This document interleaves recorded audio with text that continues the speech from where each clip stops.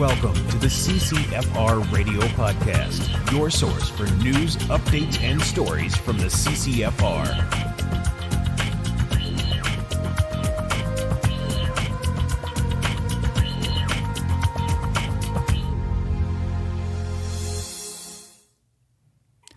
Hey everybody, welcome to episode 132 of the CCFR Radio Podcast. I'm your host, Rod Giltaka. Thanks for joining me again today on the show. We got... Have you been keeping up with what's been going on out there? It's been pretty crazy 2-week period. But anyway, I'm going to be getting into all of that stuff, and of course, I'm going to bring on Tracy Wilson in a couple of minutes, and she will help me go over the rest. But before we get started, I'd like to talk about a couple of businesses that support their CCFR Radio Podcast. Vortex, the force of optics. We'd like to thank our friends over at Vortex Canada for continuing to support the podcast. You can check out all their exceptional products at vortexcanada.net. That's vortexcanada.net. And also our great friends over at the Saskatchewan Rivers chapter of Safari Club International. They do a lot of great work over there, including supporting the CCFR. So make sure you check them out at saskriversSCI.com. That's saskriversSCI.com. Of course, don't forget our friends over at CTOMS. CTOMS Academy provides life-saving training in trauma care and human performance. Perfect for outdoor enthusiasts, hunters, shooters. You can check them out at ctomsinc.com. That's ctomsinc.com. And if you're in the market for firearms, ammunition, cold weather gear, you name it, you'll find it all through our friends over at North Pro Sports. You can check them out at northprosports.com. That's northprosports.com.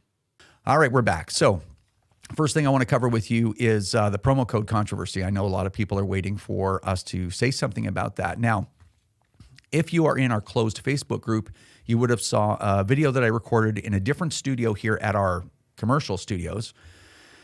And that was uploaded to our closed group the day before yesterday. And some people were like, hey, how come this isn't on YouTube? How can I share this? And it's like, well, you can't because it's not for public consumption yet because for a number of reasons. Well, now is the time to hear all about this. So if you are watching this podcast as it's been uploaded, which is on Thursday night, if you wait a couple of hours, a few hours maybe, you may have to wait till tomorrow. But anyway, sometime here on Thursday night, which is the December the 8th, I'm going to be uploading a full video with clips and screenshots and everything. It's a case study in what actually happened with the promo code controversy.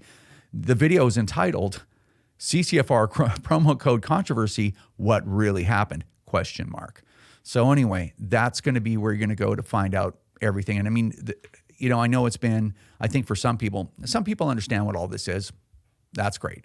Some people don't understand that. They look at what the media said we did and thought, did we do that? And the answer is unconditionally, no, we didn't do that. So anyway, some people have been sitting on pins and needles waiting for us to provide you with an explanation of what's going on. And I know that's a little bit excruciating, but there's reasons why we didn't say anything before and we're saying things now. We're giving an explanation now. And part of that is, I don't think for an issue as complicated, especially involving the mainstream media in collusion with the government of Canada, inclusion with the Liberal Party of Canada, inclusion with some other people, something like that isn't, I don't think, moving through a topic like that is good with, in fits and starts and little bits of statements here and there and comments, and it's not conducive to that. I also, on top of that, I thought this whole thing was so interesting from a case study perspective that I really wanted to make, a video with evidence. I'm still big on evidence, on proof of things, right? I wanted to make a video like that so you can see all the context and stuff because I find it very interesting. And it also, the experience itself, I came out of it even more determined and more positive than I was before all of this stuff started rolling, because it was all very uncomfortable. It was uncomfortable for a lot of our members too, and a lot of people that would trust what the mainstream media says and politicians say as well. So anyway, that's the reason why I want to make a specific video. So when you see that video, make sure that you share it everywhere, because the CBC will never give us the floor. In fact, I was supposed to be on Power and Politics that night when the story broke. I think it was the the 3rd or the 5th. Anyway, they were going to have me on. Then the Liberals rolled this spin out, this whole manufactured spin thing. And then, of course, and I was on the phone with Tracy, and I'm like, just watch. CBC will cancel this interview. I said, any minute. And about 2 or 3 hours later, bloop, here comes the producer from Power and Politics. And she's like, oh, hey, Rod, sorry, we won't be able to do the interview tomorrow. I'm like, of course, thanks. And anyway, they would never give me a platform to tell Canadians what really happened. That platform is reserved for the Liberal Party to spin its lies. So watch this video, because you'll even see CBC footage in it, and you'll see what gets broadcast on CBC and who doesn't get a platform on CBC, even though we're all paying for it, right? Even though it's taxpayer funded. So anyway, I know it's probably not the satisfactory stuff that you wanted to hear about the promo code in the podcast or whatever, but the video should be up in a few hours. If you're looking at this on Friday or after or late Thursday night, you'll be able to watch it now. All right, interesting message I got from a buddy of mine. So I'm going to read it. It's on my phone, so hang on here. So he sends me this text message. I was actually on the plane going to Ottawa last week. And he says, hey, brother, I know you're swamped right now with everything going on with Bill C-21. I just spoke with a buddy who applied for his RPAL, and the RCMP told him, we won't issue one as there won't be any restricted firearms for you to buy. I was a bit surprised and figured I'd let you know. Keep up the awesome fight. We all believe in you. So isn't that interesting? And this is not the first time that the RCMP has implemented policies based on legislation that hasn't even gotten through third reading yet, or regulations that haven't even been enacted. Okay, and we're all supposed to believe that the RCMP and the government are two separate entities and they operate separately, and yet, we keep seeing examples like, no, they must have got a phone call. It's like, hey, stop issuing RPALs. And the other reason why this is interesting, and of course that's wrong, right? And the other reason why this is interesting is because I remember back in the firearm safety course back in the day, people would come for the non-restricted only a handful. I had very few non-restricted onlys back when I was teaching, and I did a lot of teaching. And people would say, well, why would I come tomorrow for the restricted day? And I'm like, well, because there's all kinds of firearms that you could buy that are restricted due to barrel length or whatever. Or even if you're not interested in a handgun, you might be interested later in a handgun. And I would say, and I always thought, is this a little bit too hyperbolic? Is this a little bit too conspiratorial? Because I try to watch that stuff. And I would say, plus, you never know. A government could roll in and they decide no more RPALs. And if you're one of those people that already have one, then you've got one. A lot of times they do this thing called grandfathering, and you'll be able to keep it and whatever firearms you bought that were restricted. So, crazy, right? The tinfoil hats were right again. But even now, when the RCMP is doing that, it's completely inappropriate, because even though that you can't transfers for handguns, you can't transfer a handgun due to regulation, not legislation, there are still, as of today, still centerfire semi-automatic rifles and shotguns that have barrels under 18.5 inches that are restricted, that are still legal to buy and transfer, right? So anyway, just keep an eye on the time here. I don't want to go on too quick. So even though there are restricted firearms still, not a lot of them, not as much as there were when there were handguns around, but there still are out there. So anyway, make of that what you will. I thought it was interesting. Next thing I want to talk about is an interesting clip. And it's only interesting from the perspective of, I find it useful sometimes to look backwards. If you remember, I was testifying for committee C21, whatever, like 3 or 4 weeks ago. And right towards the end of my time on the panel, Alistair McGregor, NDP MP from somewhere on Vancouver Island, he's, first he corrects me that, please don't call the handgun freeze a handgun ban. It's not a ban, it's a freeze. Nobody's taking anything away from you. I'm like, oh yeah, they are. It is a ban. And it's also confiscation with no compensation as well. So it's even worse than you're making it out to be. Because when I die, the RCMP will come and collect those guns and destroy them from my weeping widow if I outlive her. And they'll destroy those guns and give them nothing. I mean, we're probably talking about 20 grand worth of guns, and plus the peripherals, right? The magazines and the ammo and holsters and you name it, right? Cleaning stuff and whatever. No compensation, just seized. So anyway, so then he starts asking me, he's trying to set me up like, hey, there's still lots of guns to own. Now, I remember this conversation, by the way, and this is really important. I remember this back when we had the ban from May 2020. And the lawyer for the Ministry of Justice was trying to appeal to the judge, like, hey, these people meaning the CCFR versus Canada et al., right? The other cases too.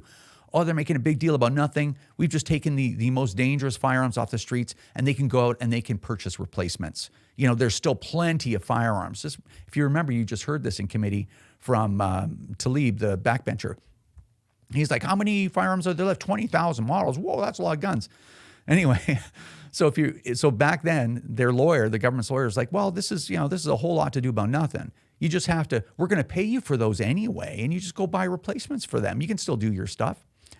Well, isn't that hilarious, right? So, and as you all may know, I bought a BCL Coyote as soon as that ban happened, because I'm like, okay, can't use my ARs. I want to keep doing my thing. So I bought a BCL Coyote, and by the time it got through shipping, right, it was unrestricted, so there was no transfer. But by the time they stuck it in the box and it was on its way to me, it was prohibited in the mail. So I got it prohib.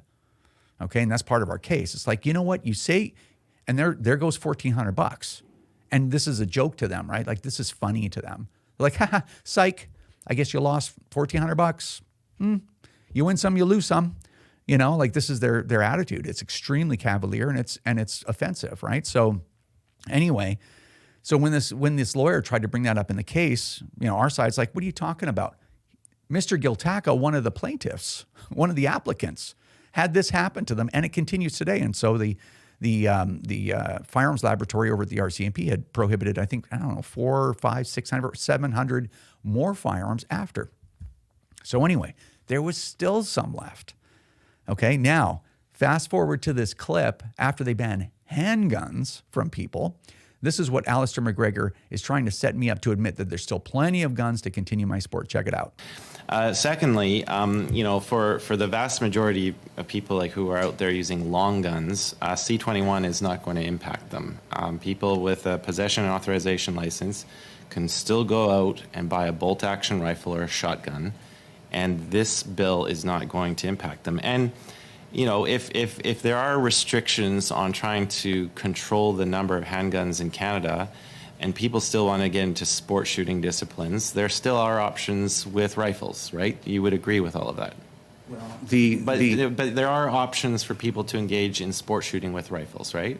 I agree. So as far as you have other rifles which are untouched by the OIC, or I'm running out of firearms because I lost all the semi-autos. Now the handguns. But come on, Mr. Giltaca. I mean, there's lots of firearms you could still purchase with your pal. And what happens when these ones and the handguns are gone? Then it's going to be the same conversation. Well, you still have 2 rifles left. You can certainly use those. Come on, Mr. Giltaca. Come on, man. Come on, man. Get in the ring with me on this. You got lots of guns.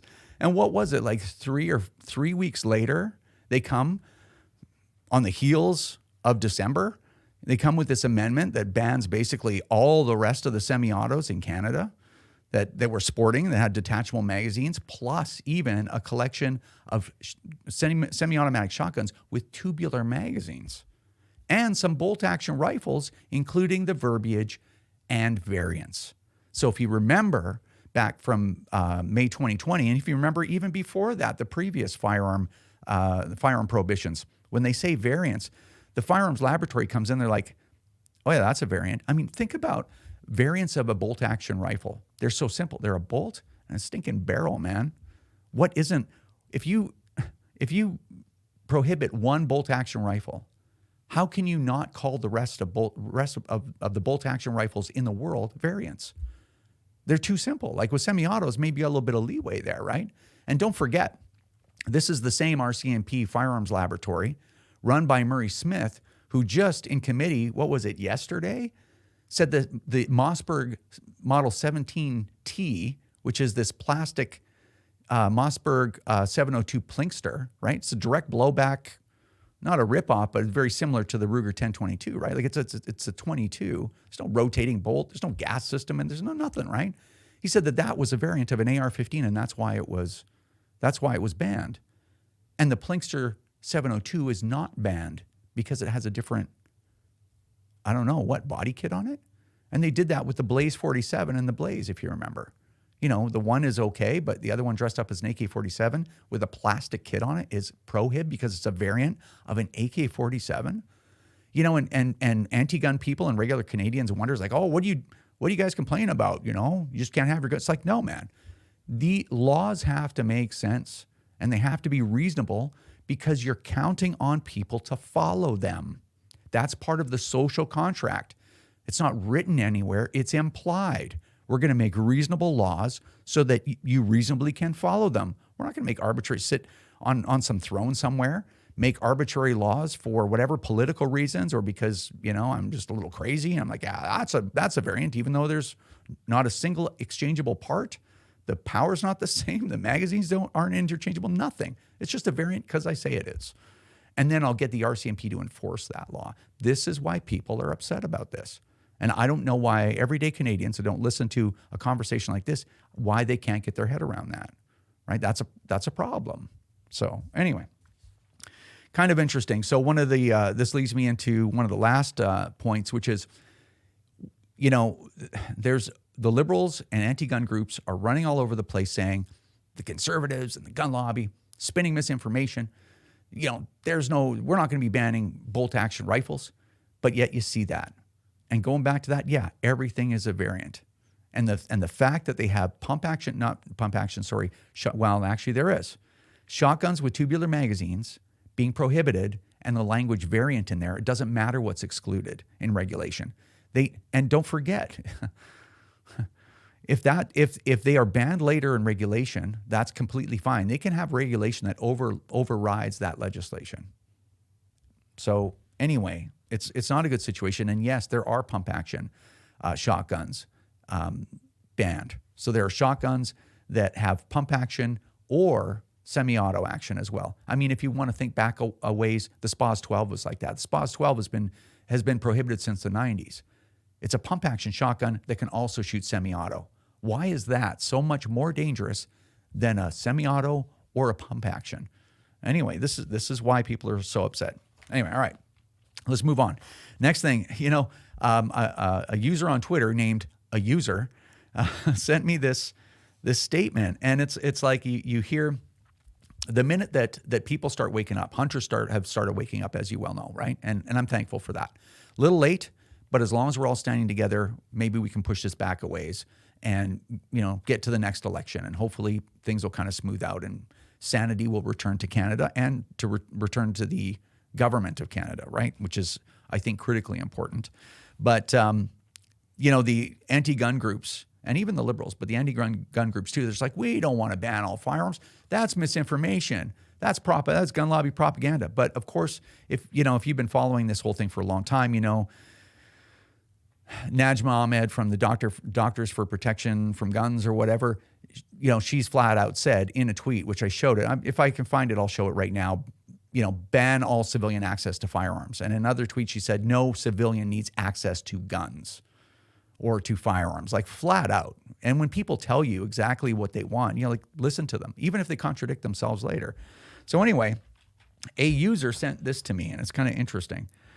So this is Heidi Rathjen, and she is testifying for at a House or Senate committee for Bill C-68. This was on November 11th, 1995.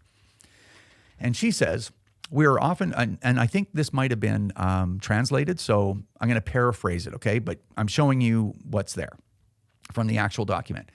We are often accused of wanting, or that we have an agenda and our task will be completed when all firearms have been prohibited.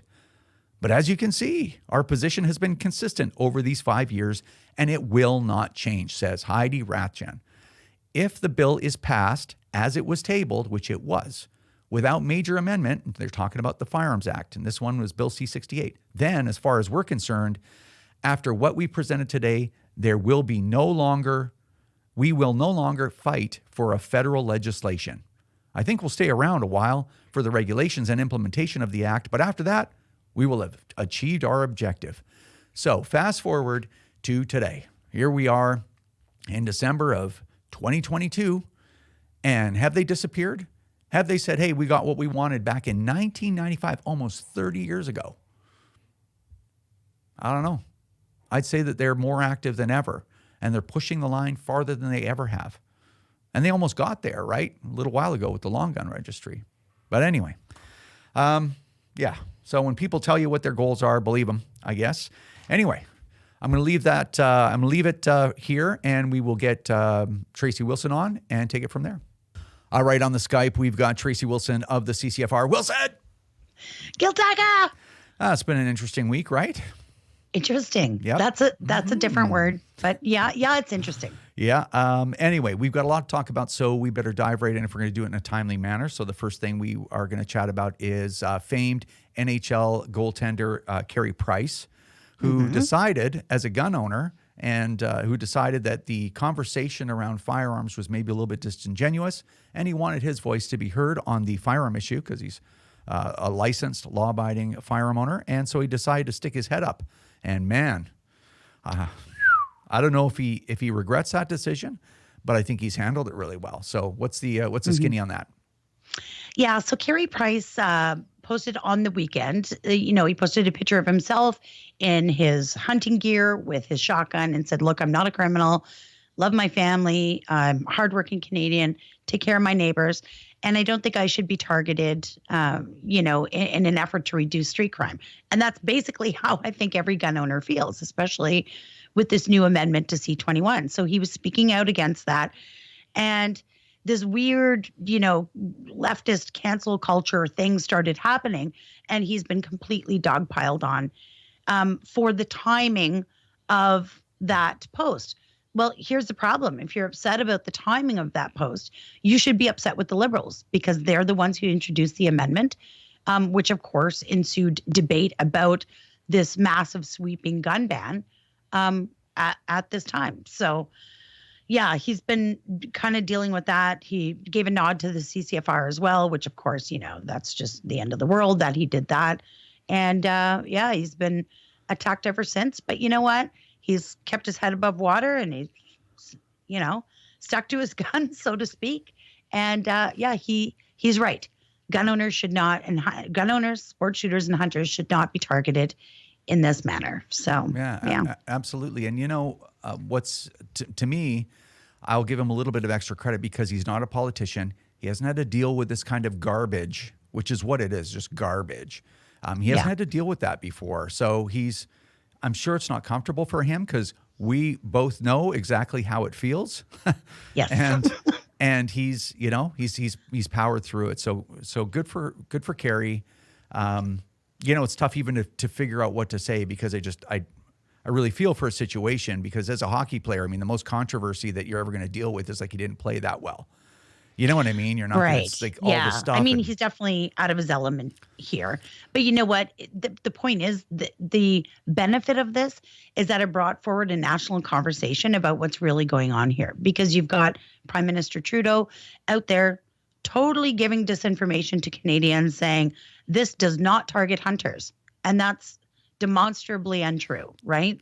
So now he's had to walk that back and say, well, maybe it's affected some hunting guns. Yeah. We're going to have a look at that. I know that doesn't appease sport shooters, and we're going to get to that. There's a reason why that's happening. So now they're talking about reviewing it and whatever. So there's already this crumbling narrative around the bill and the amendment that's been introduced, which of course is the most sweeping gun ban in Canadian history. But Brian Lilley said it best. He put out an article on the weekend, actually, and he said Carey Price may have made an unexpected save on Trudeau's gun grab. And of course, that's a nod to his career as an incredible, famous goalie. But he's right. It sparked a national conversation. Why are hunters being targeted on a bill that was primarily focused on handguns? Not that that was right either, but that was the intended focus of this bill. We know this amendment is out of scope, and I think this brought that conversation sort of out of the pits of gun owners' forums and into the national media. So, yeah, they just can't have that. Yeah, well, and I think gun owners can all thank Carey Price for a lot of the attention that's been brought to this issue. So, he got beat up a lot and completely unwarranted, absolutely undeserving of all that. 100%. He's, he didn't deserve that. But it has put a lot of pressure onto the government. And so, thanks, Carey, for that, I guess. Yeah. And I think the reason that it's, they kind of went after him so bad was the whole narrative around C-21 and Amendment G4 is crumbling. You've got a bunch of stuff going on. Even yesterday in SECU committee, the bloc the bloc critic for public safety, Christina Michaud, brought forward a unanimous consent motion asking for other experts to come in. As you know, the committee stage where everyone was testifying is over, and now they've just got a panel of government bureaucrats and what they consider experts to come in and answer technical questions on the bill. And she's like, I think now that you've introduced these amendments after everybody's testified, I think we got to take a step back and hear from the hunting community and experts in hunting, and not just the government bureaucrats, which is a pretty fair assessment. I agree with her that would be appropriate, since they snuck this amendment in the 11th hour. And of course, the Liberals wouldn't give unanimous consent for that motion. They only want their bureaucrats speaking to it. And then the NDP have been in the media calling it an abusive process. So it's not going well for them. And then, they're still running around saying, no, everybody's lying. This is disinformation. Don't believe the hype. This is not about hunting guns. And then, you've got some pretty notable people saying, no, you're wrong. This is targeting hunters primarily. So, so it's interesting. One thing I do want to talk about is, I know a lot of sport shooters are sort of saying, hey, all of a sudden everyone's talking about this hunting gun ban and not really talking about the other ban, and we've been forgotten. And I want to promise them we've got a $2 million court challenge that proves they have not been forgotten. But the reason why fighting or delaying or destroying C-21 is so important is not only is there this sweeping hunting gun ban put in there, but there's an element of evergreening the classification of guns, which makes it incredibly difficult to reverse. It also enshrines the OIC and the handgun freeze into legislation. Now, everything done can be undone, but it would require a far greater political will and a lot more work to take it out of legislation rather than just reverse OICs.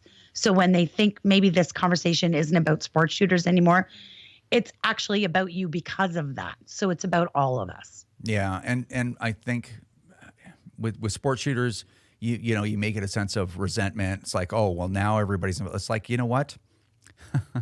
As I said in a video I just recently made, it's sports shooters and recreational shooters, people that own handguns and black rifles, let's say, they're the tip of the spear. In a battle, like they're the berserkers, they're the skirmishers, right? They're the ones that are out front. And when the enemy forces, when people that want to take your guns, they have to deal with the sports shooters first. And they've gotten by us because they had a majority government for 4 years, and they have minority governments with coalitions helping them. So now they've broken through the lines here, and now the hunters, right, are sitting there going like, wait a minute, this is starting to affect me now. Well, this is a problem. So while there's, I think, an opportunity for a lot of resentment, they were like, well, why didn't you stand up with us before? And it's like, well, it is what it is. And I think that's a trigger for most people, right? I mean, there's probably handgun owners out there that were like, you don't need those AR-15s anyway. And then now they're getting their handguns frozen and then eventually seized with no compensation, by the way. Now they're like, okay, this is ridiculous, So I'm past the point of being, where I would be resentful about that. I'm just glad that everybody's standing up now. And they're here now. Yeah, and I'd like to actually spin that into kind of a different message. It's like, and it's a message to hunters.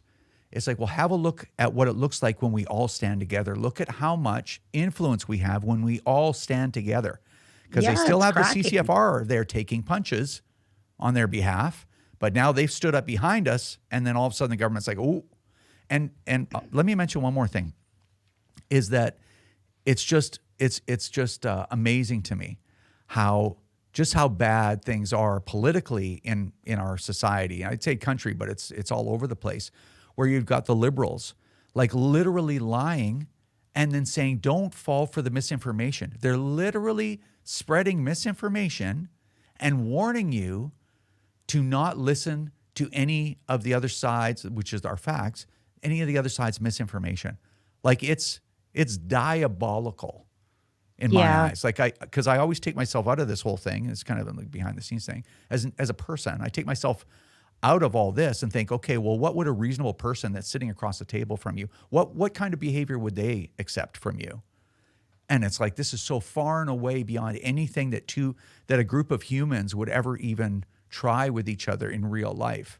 But yet, like, this is what these people do every day. It's mind-boggling how these people can even sleep at night, how they can even look at themselves in the mirror. Like, I don't want to go on and on about it, but like, wow, if you just look at what they're doing, how they're manipulating you and lying to you, it's just wild. Like, anybody can read the bill.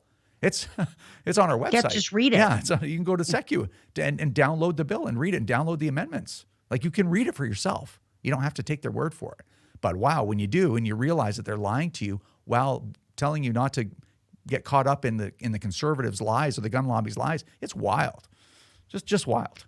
Well, and regardless of how you feel about guns, if the government's going to look straight into the camera and speak to Canadians and say, you know, this isn't true, these people are lying to you, while they are literally lying to you about guns, what else are they lying to you about, right? So it's not the way leadership should be acting, and it's what we're stuck with. But, there's some stuff we can do. There's been some crazy letter writing campaigns going on, which is great. I've got a web story up on the CCFR website. You can find it. Bury their desk in letters. And I know that people across the country are doing it. I know everyone says, well, they don't read the letters. It doesn't work. The reason I'm asking you to send paper letters isn't necessarily for the content on those pages. It's for the visual effect when they walk into their office in the House of Commons in the morning, and the people who work in the mail department go around and deliver the mail. Instead of a small bin with a little stack of letters from constituents, I literally want them to bring an entire trolley and like dump it in their office. I want the visual of every day these people are getting hammered with bins and bins and bins of paper. And it's like, if you think that we're not going to do something, you're wrong, because in this instance, your silence means you accept it. You're okay with it. So people have been writing a ton of letters, and that's super vitally important. Yeah. Well, so big shout out to our friends over at Poco Military in Langley, British Columbia. And they also have another store in Agassiz, British Columbia. And they've got, here's a picture of what they've got going on. And they're sending boxes and boxes of letters. And it does, and I'll agree with you, it does make a difference, especially with the shaky MPs. So the NDP are getting shaky. And same thing with the Bloc. You mentioned, I think, Christina Michaud. It's like, oh, well, this is and Alistair McGregor. Oh, this is abusive. Like, understand what they're doing. They're like, oh, this isn't working anymore. I got to save myself. Oh, yeah. Right? Just like even Charlie Angus is speaking out. Well, about yeah, it. because he's a rural MP, right? Yeah, he's Timmins, Ontario, and Northern Ontario riding with a ton of hunters, right? So they're trying to save themselves. So now, and the only thing, and this is, and again, you saw this offensive against the CCFR. You're seeing them throw Carey Price under the bus, and the reason is that the only thing holding the Liberals in power right now is the NDP and their deal with the NDP. They're I would call it a deal with the devil, but whatever. I don't want to be too inflammatory. But anyway, they wanted some influence. They made this deal with the Liberals. That's the only thing keeping the Liberals in power. They've done more than enough for a non-confidence vote. But that's the only thing. And now these NDP and Bloc MPs are like, ooh, we got to save ourselves. Got to get that pension.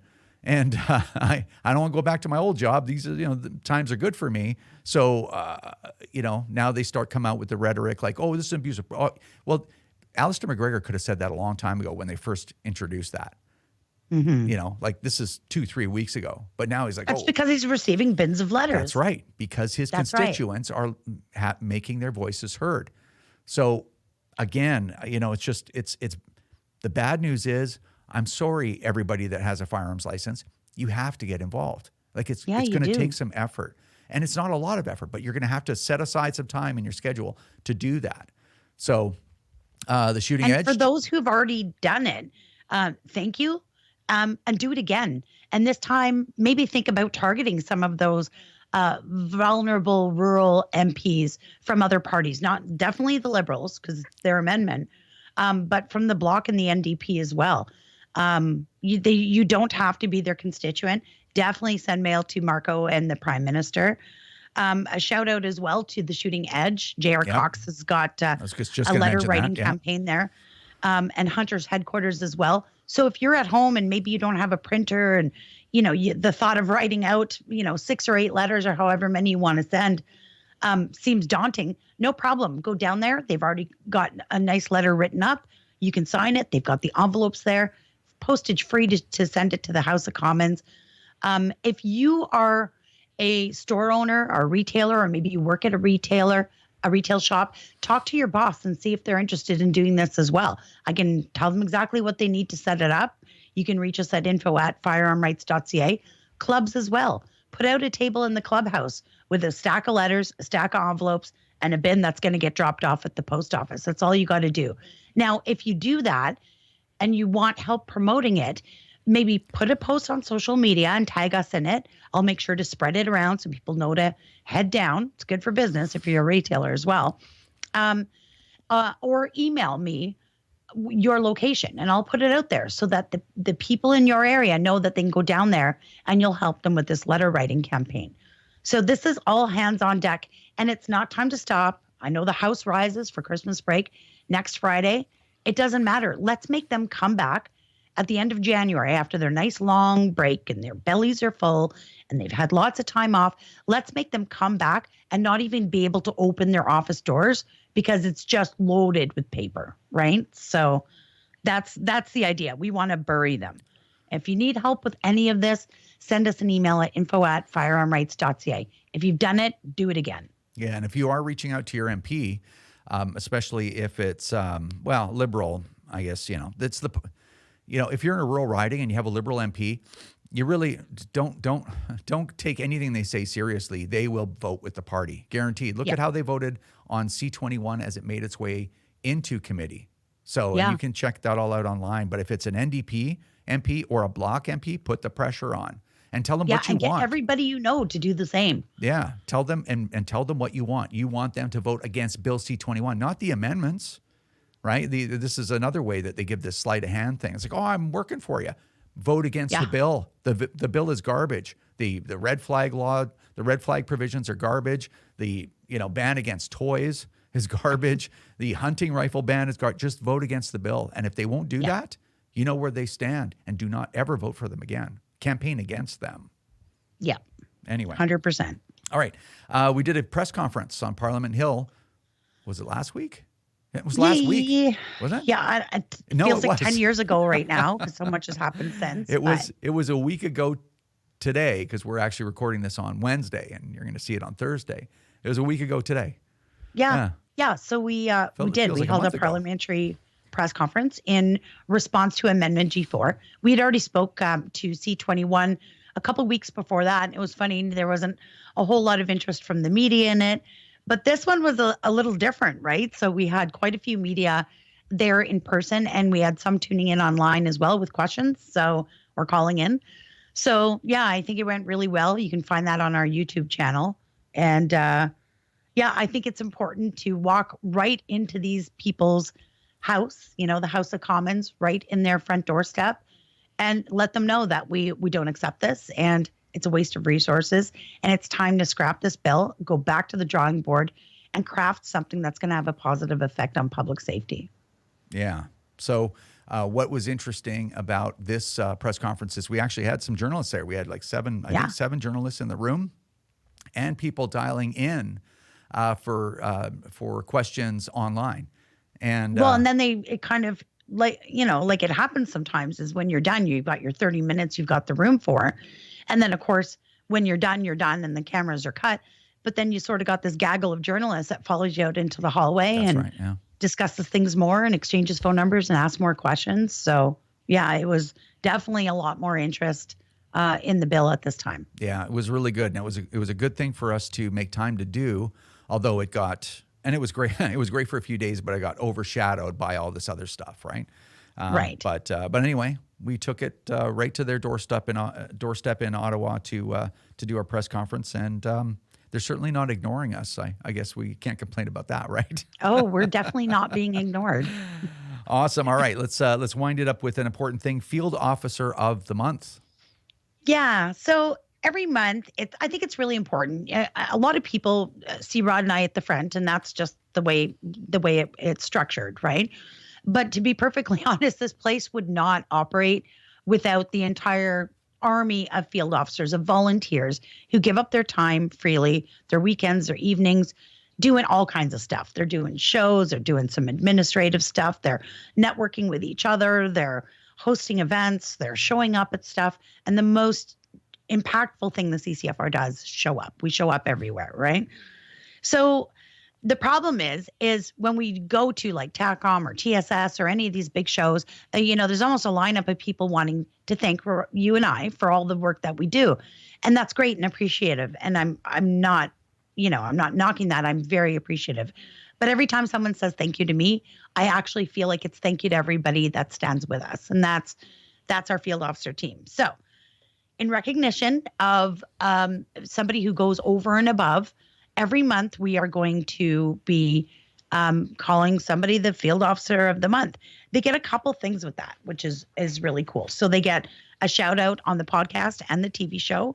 They also get a $100 gift certificate to the CCFR store. And they get a 1-year subscription to CATF, Canadian Access to Firearms, which is just a super great thing to read. I love reading it. So, yeah. So we've got somebody special for this month, and that would be Greg Weiss. So Greg is the Ontario Provincial Coordinator. So he's been with us literally since the beginning, sort of worked up from a field officer to a regional field officer coordinator up to in charge of the entire province. This guy does anything. While you're looking at behind me in the studio, I'm fairly handy, but I do need some help with things. And I gave him a call and I said, hey, I don't know what your schedule's like. Could you come and help me with some drywall? Literally within an hour, he was at my door with drywall, tools. Let's get it done. When I've got stuff to haul to TACOM to go and do the show, and I'm thinking maybe I'll rent a trailer to put it all in. He shows up here with his. He is also in charge of managing our mobile payment processor. So when field officers across the country are doing shows, we've got all the latest technology. We've got Tap and Square and all that stuff. He runs all that stuff. And yeah, he's just been awesome. And no matter what, he's there to help all the time. And I really, really appreciate him. Yep, that's and I'll echo everything you said. And I got to see. Well, I mean, I've seen many times what Greg does because he was one of the first people in when the CCFR started, and he's always been available. And then when I came to TACOM, he's got his own vehicle, stuff full of stuff. Oh, I got to drop this off at the stores. I got to drop this, and it just the amount of work that the field officers do is it's just incredible. It's really inspiring. So.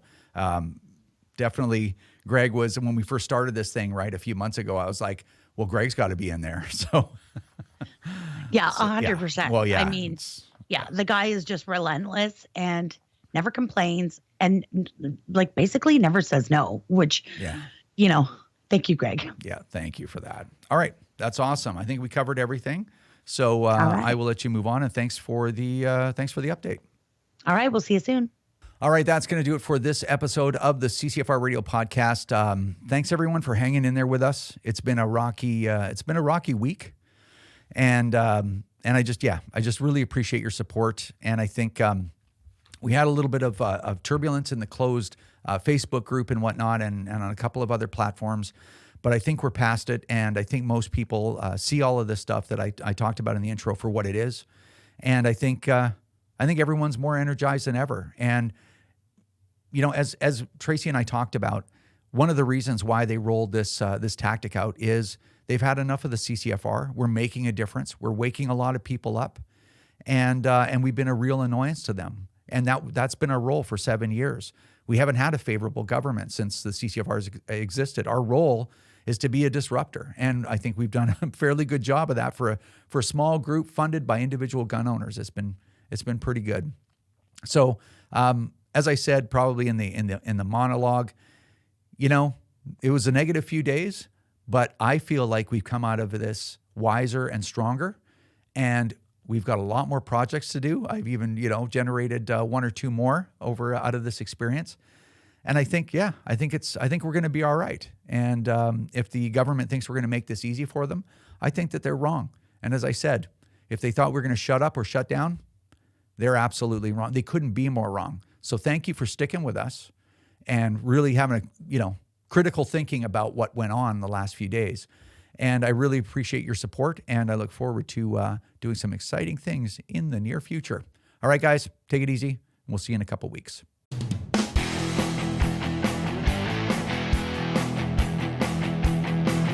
This is another episode of the CCFR Radio Podcast. Remember, if you don't stand up for your own ability to own and use firearms, who will?